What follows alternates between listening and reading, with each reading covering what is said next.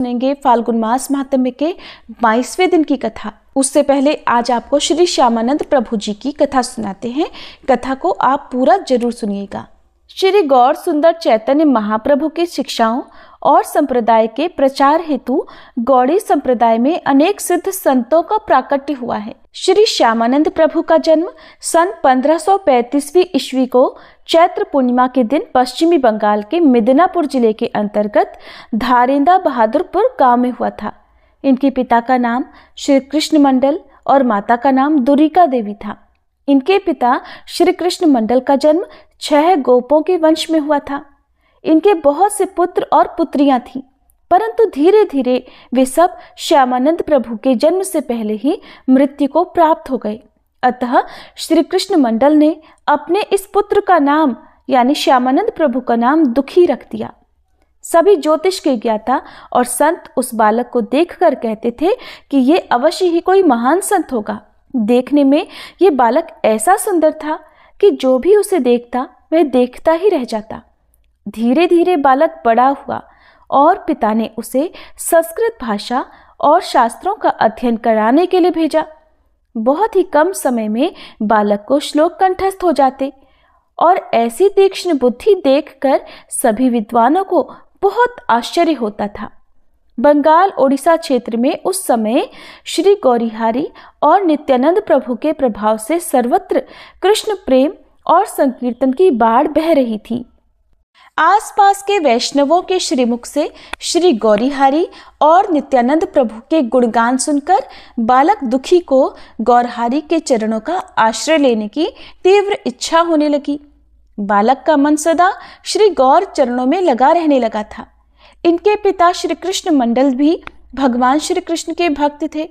जब उन्होंने देखा कि बालक दुखी का मन नित्य श्री गौरीहारी और नित्यानंद प्रभु के नाम संकीर्तन और गुणगान करने में ही लगा रहता है, तब उन्होंने बालक से कहा, बेटा अब तुम्हें किसी अच्छे वैष्णव संत से मंत्र दीक्षा प्राप्त करके जीवन को सफल बनाना चाहिए।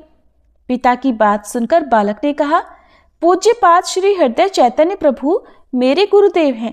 वे अंबिका कलना में विराजते हैं। पूज्यपाद श्री गौरीदास पंडित उनके गुरुदेव हैं। श्री गौर सुंदर चैतन्य प्रभु और श्री नित्यानंद प्रभु सदा उनके घर में विराजमान रहते हैं। यदि आप आज्ञा देंगे पिताजी तो मैं उनके पास जाकर उनसे ही हरि नाम का प्रसाद ग्रहण करूं। पिताजी ने कहा, बेटा वो तो बहुत दूर है, तुम वहां कैसे पहुंचोगे? बालक बोला, पिताजी यहाँ आसपास के बहुत सारे लोग शीघ्र ही गौड़ देश को गंगा स्नान के निमित्त जाएंगे। जब वो जाने वाले होंगे मैं भी उनके साथ ही चला जाऊंगा। पिताजी ने बहुत सोच विचार करके अंत में बालक को जाने की आज्ञा दे दी। कुछ ही दिनों के बाद आसपास के लोग गौड़ देश में गंगा स्नान के लिए जाने लगे। बालक दुखी भी माता पिता का आशीर्वाद लेकर उनके साथ चल पड़े। रास्ते में नवद्वीप और शांतिपुर होकर वे अंबिका कलना में पहुंचे। वहां पहुंचने पर स्थानीय निवासी लोगों से श्री गौरीदास पंडित जी के घर का पता पूछा और वहां पर आ गए। श्री गौरीदास पंडित जी के घर पर श्री गौरांग महाप्रभु के मंदिर में बालक दुखी को श्री हृदय चैतन्य प्रभु के दर्शन हुए। उन्होंने चरणों में दंडवत प्रणाम निवेदन किया और हाथ जोड़कर खड़े हो गए। श्री हृदय चैतन्य प्रभु ने पूछा, बेटा तुम कौन हो? बालक दुखी बोला, मैं बहुत दूर धारेंदा बहादुरपुर ग्राम से आया हूँ। मेरा जन्म 6 गोपों के कुल में हुआ है। मेरे पिता का नाम श्री कृष्ण मंडल और मेरा नाम दुखी है। आपके श्री चरणों की सेवा मिले इसी इच्छा से मैं आपके पास आया हूँ। आप मुझ पर कृपा करें। बालक की मीठी वाणी सुनकर श्री हृदय चैतन्य प्रभु को बड़ा हर्ष हुआ। उन्होंने बालक को सेवा में अपने पास रख लिया। बालक बड़े प्रेम से गुरुदेव की सेवा किया करता था। श्री हृदय चैतन्य प्रभु ने फाल्गुनी पूर्णिमा के शुभ अवसर पर बालक दुखी को दीक्षा देने का निश्चय किया। श्री कृष्ण मंत्र का प्रसाद प्रदान करके गुरुदेव ने बालक का नाम दुखी कृष्णदास रख दिया। गुरुदेव की सेवा दुखी कृष्णदास बहुत अच्छी तरह से करते थे। नित्य नाम जप, संकीर्तन, हरि कथा का श्रवण, परंतु फिर भी उनको ऐसा लगता था कि कुछ अधूरा सा है। एक दिन उन्होंने श्री गुरुदेव से भारत के पवित्र तीर्थों की यात्रा करने की अनुमति मांगी। गुरुदेव की अनुमति देने पर वे 8 साल तक तीर्थों की सेवा करके 1562 में दुखी कृष्णदास अपने गांव पहुंचे और माता पिता के दर्शन किए। माता पिता के मन में पुत्र का विवाह कराने की इच्छा थी, जो उन्होंने दुखी कृष्णदास के सामने प्रकट की। दुखी कृष्णदास ने माता पिता की इच्छा से गौरांगी दासी नामक कन्या से विवाह कर लिया।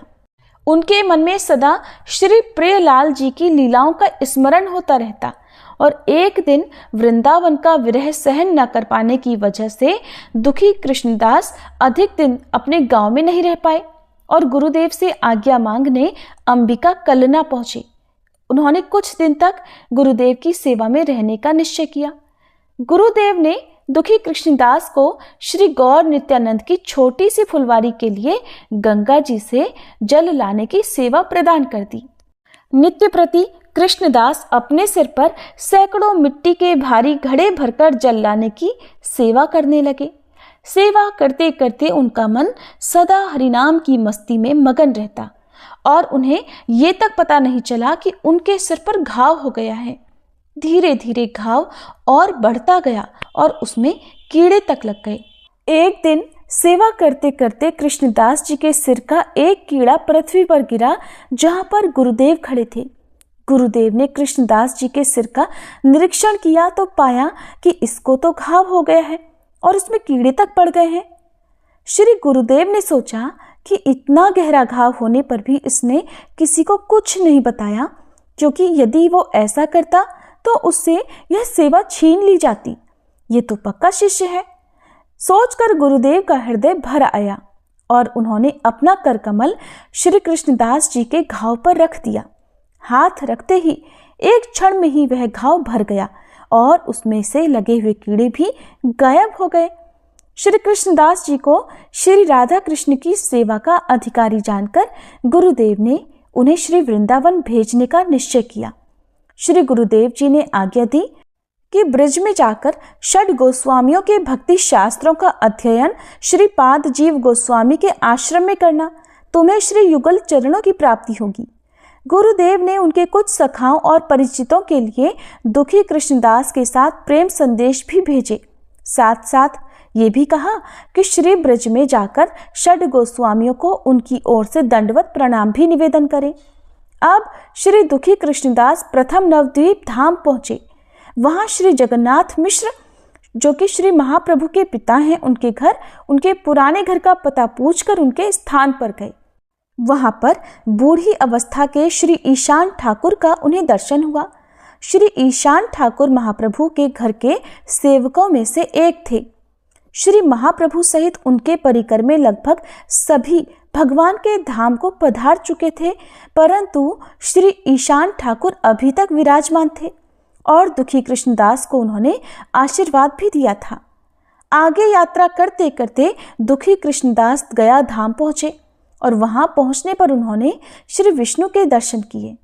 इसी स्थान पर श्री चैतन्य महाप्रभु ने अपने गुरु श्री ईश्वरपुरी से हरिनाम दीक्षा ग्रहण की थी। ये लीला स्मरण करके दुखी कृष्णदास को अपार हर्ष हुआ। फिर गया से निकलकर दुखी कृष्णदास काशी धाम पहुंचे और वहां पर उन्होंने श्री तपन मिश्र, श्री चंद्रशेखर आदि अनेक भक्तों के दर्शन कर उनसे शुभाशीर्वाद प्राप्त किए और अंत में मथुरा आ पहुंचे। उन्होंने गोकुल जाकर नंद भवन के दर्शन किए और उसके बाद श्री बरसाना धाम के दर्शन किए। श्री गिरिराज गोवर्धन और यावत ग्राम के दर्शन करते हुए वे राधा कुंड क्षेत्र में पधारे। श्री कृष्णदास जी वहां पर श्री राधा गोविंद, श्री राधा गोपीनाथ और श्री राधा मदन मोहन जी मंदिरों के दिव्य दर्शन प्राप्त करके आनंद में झूम उठे। राधा कुंड में ही उन्हें श्रीपाद रघुनाथ दास गोस्वामी और श्रीपाद कृष्णदास कविराज गोस्वामी के दर्शन हुए। श्रीपाद रघुनाथ दास जी ने उन्हें श्रीपाद जीव गोस्वामी की भजन कुटीर का रास्ता बताकर वहां पर भेज दिया। इसके बाद जो कुछ भी हुआ उसका वृत्तांत आप अगली वीडियो में जरूर सुनिएगा। अब सुनिए फाल्गुन मास महात्म्य का आज का अध्याय। धर्मराज युधिष्ठिर से मार्कंडेय जी कहते हैं, राजन, पूर्व समय में आपस्तंभ नाम से प्रसिद्ध एक महर्षि हुए हैं जो ब्राह्मणों में श्रेष्ठ और उपवास व्रत में तत्पर रहने वाले थे। उन्होंने काम, क्रोध, लोभ और मोह को सदा के लिए त्याग कर नर्मदा और मत्स्या के संगम के जल में प्रवेश किया था। जल के भंवर में बैठे हुए महातपस्वी आपस्तंभ को मल्लाहों ने मछलियों सहित जाल उठाते समय जल के बाहर खींच लिया। उन्हें इस दशा में देखकर वे निषाद भय से व्याकुल हो गए और मुनि के चरणों में प्रणाम करके इस प्रकार कहने लगे, हे ब्राह्मण, हमने अनजाने में बड़ा भारी अपराध कर डाला है, आप उन्हें क्षमा कर दीजिए। इसके सिवा इस समय आपका प्रिय कार्य क्या है उसके लिए हमें आज्ञा दीजिए, हम अवश्य करेंगे। मुनि ने देखा कि इन मल्लाहों द्वारा यहाँ की मछलियों का बड़ा भारी संहार हो रहा है। ये देखकर उनका हृदय करुणा से भर गया। वे दुखी होकर कहने लगे, भेद दृष्टि रखने वाले जीवों के द्वारा दुख में डाले हुए प्राणियों की ओर जो अपने सुख की इच्छा से कभी ध्यान नहीं देता, उससे बढ़कर क्रूर इस संसार में दूसरा कौन है? अहो, स्वस्थ प्राणियों के प्रति ये निर्दयतापूर्ण अत्याचार और स्वार्थ के लिए उनकी जान लेना, उन्हें मारना, ये कैसे आश्चर्य की बात है। ज्ञानियों में भी जो केवल अपने ही हित में तत्पर हैं वो श्रेष्ठ नहीं है, क्योंकि अगर ज्ञानी पुरुष भी अपने स्वार्थ का सहारा लेकर ध्यान में स्थित होते हैं तब तो इस जगत के दुखातुर प्राणी भला किसकी शरण में जाएंगे। जो मनुष्य स्वयं अकेला ही सुख भोगना चाहता है उसे मुमुक्षु पुरुष पापी से भी महापापी बताते हैं। मेरे लिए वो कौन सा उपाय है जिससे मैं दुखी मन वाले संपूर्ण जीवों के भीतर प्रवेश करके अकेला ही सबके दुखों को भोगता रहूं? मेरे पास जो कुछ भी पुण्य है वो सभी दीन दुखियों के पास चला जाए और उन्होंने जो कुछ पाप किया हो वो सब मेरे पास आ जाए, मैं उनके पाप का भागीदार हो जाऊं। इन दरिद्र, विकलांग तथा रोगी प्राणियों को देखकर जिसके हृदय में दया नहीं उत्पन्न होती वो मेरे विचार से मनुष्य नहीं, राक्षस है। जो समर्थ होकर भी प्राण संकट में पड़े हुए भय विह्वल प्राणियों की रक्षा नहीं करता वो उसके पाप को खुद भोगता है। इसलिए मैं इन दीन दुखी मछलियों को दुख से मुक्त करने का काम छोड़कर मुक्ति को भी वरण नहीं चाहता। फिर स्वर्गलोक की तो भला बात ही क्या है।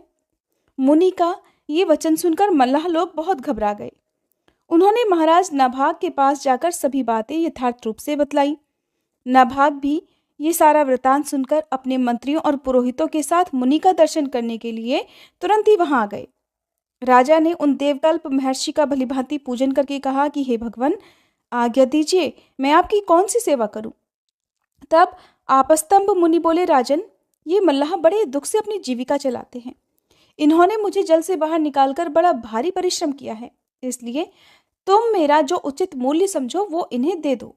तब नाभाग कहने लगे कि भगवान, मैं इन निषादों को आपके बदले में 1 लाख सोने की मुद्रा देता हूँ। आपस्तंभ ने कहा कि राजन, मेरा मूल्य 1 लाख ही नियत करना उचित नहीं है। मेरे योग्य जो भी मूल्य बनता हो वो इन्हें अर्पित कर दो। इस संबंध में अपने मंत्रियों के साथ अच्छे से विचार कर लेना।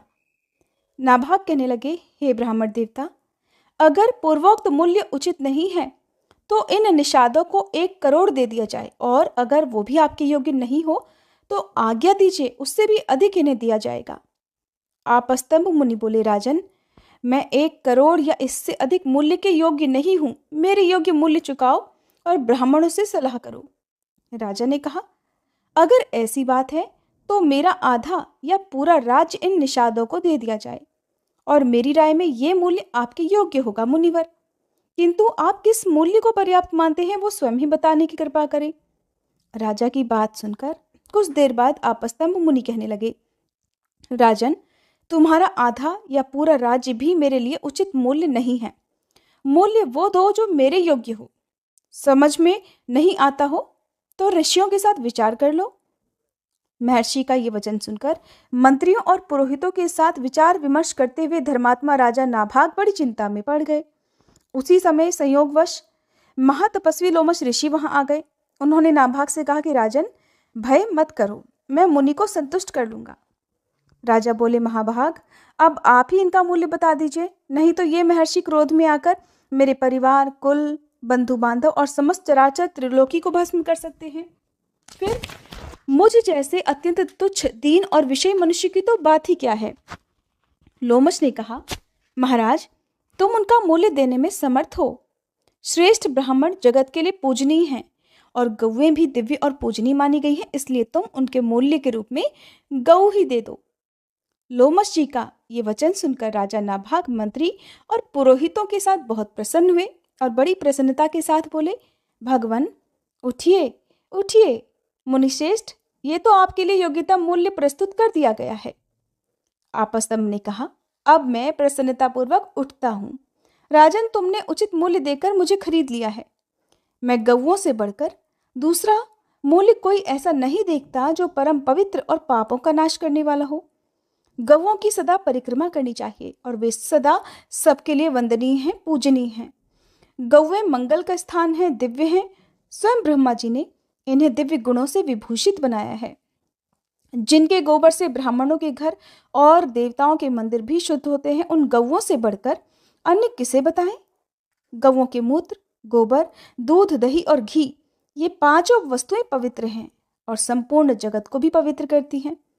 गाय मेरे आगे रहें, गाय मेरे पीछे रहें, गाय मेरे हृदय में रहें और मैं सदा गौओं के मध्य में ही निवास करूं। जो प्रतिदिन तीनों संध्याओं के समय नियम परायण और पवित्र होकर गावों में जागृतो नित्यम इत्यादि श्लोक का पाठ करता है, वह सब पापों से मुक्त होता और अंत में स्वर्गलोक को जाता है। प्रतिदिन भक्तिभाव से गौओं को गौग्रास देने में श्रद्धा रखनी चाहिए। जो प्रतिदिन गौग्रास अर्पित करता है उसने मानो अग्निहोत्र कर लिया, पितरों को तृप्त कर लिया और देवताओं की पूजा भी संपन्न कर ली।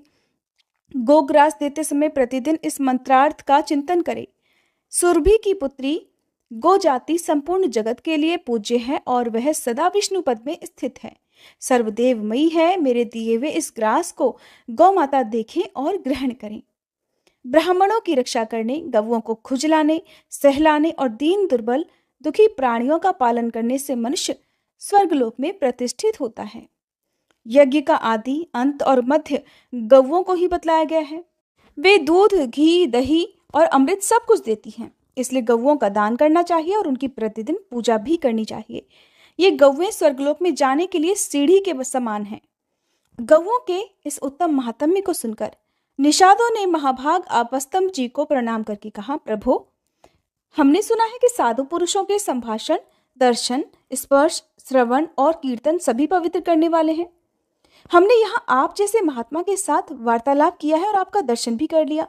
अब हम आपकी शरण में आए हैं, आप हमारे ऊपर अनुग्रह कीजिए। निषादों की बात सुनकर आपस्तम्भ जी बोले कि इस गऊ को तुम लोग ग्रहण करो, इससे तुम सब लोग पाप मुक्त हो जाओगे। निषाद निंदित कर्म से युक्त होने पर भी प्राणियों के मन में प्रीति उत्पन्न करके इन जलचारी मत्स्यों के साथ स्वर्गलोक में जाएं।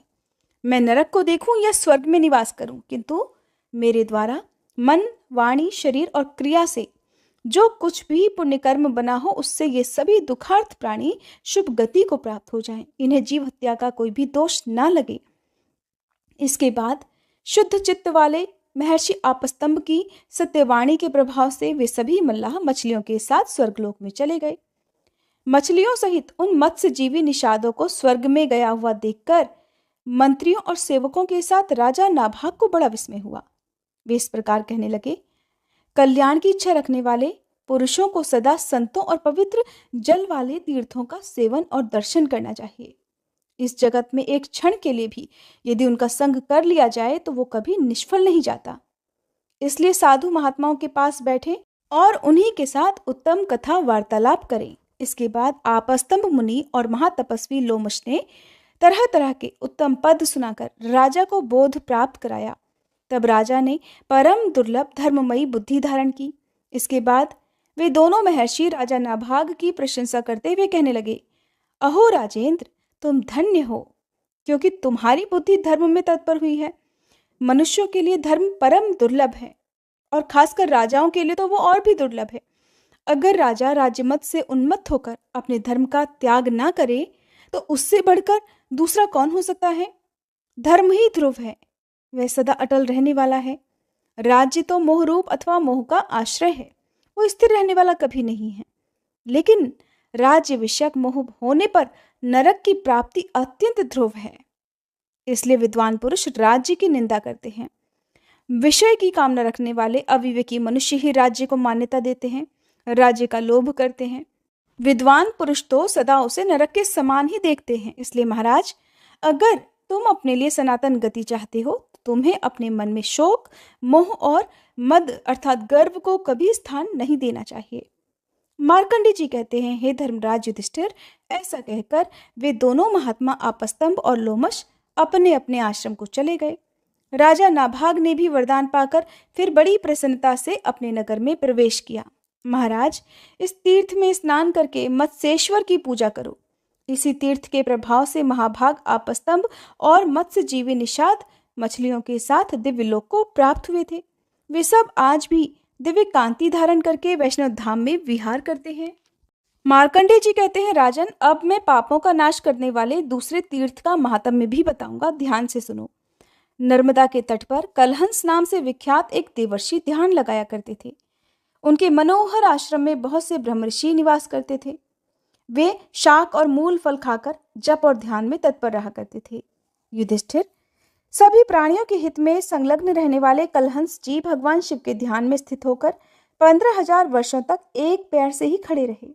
उनकी कठिन तपस्या और ध्यान निष्ठा से इंद्र को बड़ा भय हुआ और वे कुबड़े तथा नाटे ब्राह्मण का रूप धारण करके कलहंस के आश्रम पर गए। वहां पहुंचकर उन वृद्ध ब्राह्मण ने पूछा कि तपोधन, आप किस उद्देश्य से तपस्या कर रहे हैं? कलहंस ने हंसते हुए कहा, महाभाग, मैं आपको जानता हूँ। आप तो देवताओं के स्वामी देवराज इंद्र हैं, लेकिन मैं इंद्र पद नहीं चाहता, इसलिए आप इच्छानुसार राज्य कीजिए, आप मुझसे भय मत कीजिए। मैं महादेव जी की आराधना करता हूँ और किसी देवता की नहीं। महर्षि का वचन सुनकर देवराज इंद्र कहने लगे, महाभाग, आप मुझसे वर मांग लीजिए, जिससे आपको भगवान शंकर के दर्शन अवश्य ही प्राप्त हो जाएंगे। सुनकर कलहंस ने कहा, देवराज, मैं तो भगवान शंकर को छोड़कर और किसी भी देवता से किसी भी वरदान की याचना कभी नहीं करूंगा। उनके ऐसा कहने पर इंद्र संपूर्ण कामनाओं से संपन्न होकर वापस लौट गए। कलहंस की पराभक्ति को जानकर देवाधिदेव महेश्वर ने उन्हें अपने नीलकंठ त्रिलोचन स्वरूप का प्रत्यक्ष दर्शन कराया। महादेव जी का वो स्वरूप देखकर मुनिश्रेष्ठ कलहंस ने साष्टांग प्रणाम किया और इस प्रकार उनकी स्तुति की कि महादेव, आपको नमस्कार है। हे नीलकंठ त्रिलोचन, आपको नमस्कार है। आप कल्याण स्वरूप और परम शांत हैं, आपको नमस्कार है। हाथ में त्रिशूल धारण करने वाले हे महादेव, आपको नमस्कार है। सबको जन्म देने वाले भगवान शिव को नमस्कार है। जिनका दूसरा कोई स्वामी नहीं है, उन महेश्वर को बारंबार नमस्कार है। महादेव इत्यादि नामों से जिनकी स्तुति की जाती है, उन भगवान त्रिलोचन को नमस्कार है। कल्याण की प्राप्ति कराने वाले देवता शिव को नमस्कार है। हे पंचमुख शंभो, आपको नमस्कार है। हे महाशिव, आपको नमस्कार है। ब्रह्मा जी का लोक, वन और पाताल जिनका स्वरूप है और जिनके कंठ में नील चिन्ह शोभा पा रहा है, उन भगवान शिव को नमस्कार है। कली और काल स्वरूप आपको नमस्कार है। श्रीकंठ, नागेंद्र भूषण, आपका आधा शरीर उमा स्वरूप और आधा उमा वल्लभ रूप है, आपको नमस्कार है। आपके गुण तथा रूप अनंत हैं। आप सर्पों का यज्ञोपवीत धारण करते हैं, आपको बारंबार नमस्कार है। शब्द, स्पर्श, रूप, रस, गंध, बुद्धि, मन और अहंकार, ये 8 तत्व आपकी 8 मूर्तियां हैं। हे अष्टमूर्ते, आपको नमस्कार है। आप ही सूर्य, अर्यमा, भग, त्वष्टा, पूषा, अर्क, सविता, रवि, गभस्तिमान, काल, मृत्यु और प्रकाश करने वाले धाता, ये 12 आदित्य रूप हैं। पृथ्वी, जल, तेज, वायु और आकाश भी आप ही हैं। चंद्रमा, बृहस्पति, शुक्र, बुध और मंगल भी आपके ही स्वरूप हैं, आपको बारंबार प्रणाम है। ब्रह्मा, विष्णु आदि देवताओं को भी जिनका अंत नहीं मिलता, उन्हीं आप शिव की स्तुति संसार सागर में डूबे हुए प्राणियों में से कोई भी प्राणी कैसे कर सकता है? हे शूलपाणी, मैंने अज्ञान अथवा ज्ञान से जो कुछ भी अनुचित बात कह दी हो, उसके लिए मुझे क्षमा करें। मार्कंडे जी कहते हैं, हे युधिष्ठिर, कलहंस द्वारा की हुई इस स्तुति को सुनकर महादेव जी बोले, महामते, मैं तुम्हारे इस स्तोत्र से बहुत प्रसन्न हूं, तुम कोई वर मांगो। कलहंस ने कहा, देव, इस स्थान पर कलहंसेश्वर नामक तीर्थ और एक शिवलिंग प्रकट होकर यहाँ किए हुए होम, दान आदि सत्कर्म अक्षय बने रहें। जो मनुष्य स्वाधीन या पराधीन होकर यहाँ पर मृत्यु को प्राप्त हो अपनी देह का त्याग करे, वो आपकी आज्ञा से स्वर्गलोक में जाए। हे कल्याणकारी महादेव, जो इस स्तोत्र के द्वारा आपकी स्तुति करे, वे बड़े से बड़े पापी भी क्यों ना हो, इस तीर्थ के प्रभाव से सभी शिवलोक को चले जाएं। महादेव जी बोले, मुने, इस चराचर त्रिलोकी में जो जिस जिस वस्तु की कामना करेगा उसे इस तीर्थ में वो सब कुछ निस्संदेह प्राप्त होगी। ऐसा कहकर भगवान शिव कैलाश पर्वत पर चले गए। इसके बाद जितेंद्रीय मुनि कलहंस भी ब्रह्मनिष्ठ मुनियों के साथ भगवान शिव के धाम में जाकर दिव्य भोगों का उपभोग करने लगे। हे युधिष्ठिर, ये मैंने जिन कलहंस का यश तुम्हें सुनाया है वे स्वारोचिष मनवंतर के आदि कल्प में हुए थे। कलहंस के इस उपाख्यान का श्रवण और कीर्तन करने से कलयुग में मनुष्य कष्ट नहीं पाते। वे पुत्र और स्त्रियों से संयुक्त होते हैं और पाप, माया तथा मोह से उनका पिंड छूट जाता है, क्योंकि इस उपाख्यान के द्वारा वे मन, वाणी और क्रिया से महादेव जी का चिंतन और स्मरण करते हैं। जय भोलेनाथ। आज के अध्याय में बस इतना ही। इसके आगे की कथा आप सभी आने वाले अध्याय में जरूर सुनिएगा।